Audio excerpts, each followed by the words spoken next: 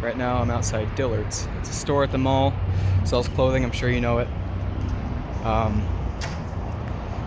Clothing stores, of course, haven't always existed. Back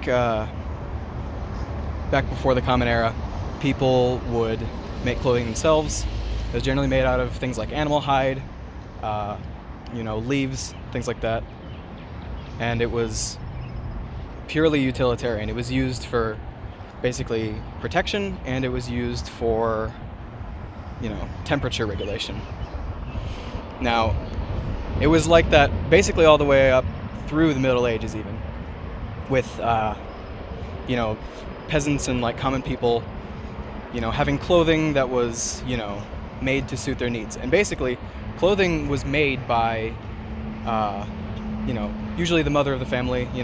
She would make clothing for, each family member, and it would be for modesty purposes and protection, basically. The only people who could afford so-called fashion were basically the aristocrats and political leaders. So that's people, like monarchs, things like that. And it was that way because they were the only ones who really had any money to spare. And that didn't change until about the Renaissance, because during the Renaissance, new technologies emerged that enabled the average person to get into these higher quality textiles. Things like new prints, better looms, different dyes. So fashion as a concept didn't exist until a decent amount of time afterward. After the Renaissance, pretty much stayed that way.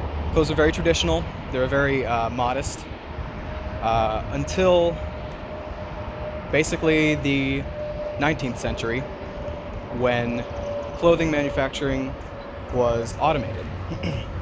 Now, the automation of the textiles industry allowed for the average person to basically purchase whatever sort of clothes they want.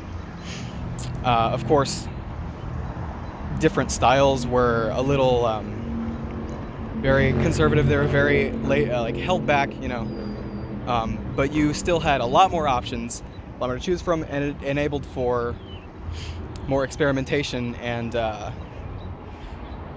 things like that with clothing.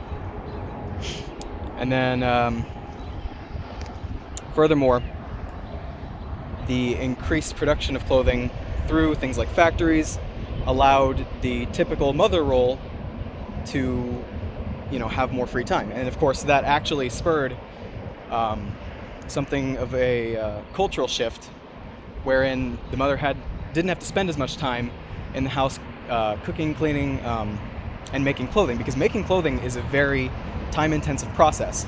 And with that process automated, it made it so that the mother of the household could go out and sort of pursue whatever she wanted. She could get a job if she wanted. She could pursue new things. And it's basically been that way up until today. So with the industrial shift of the clothing industry, that's essentially where we're at now.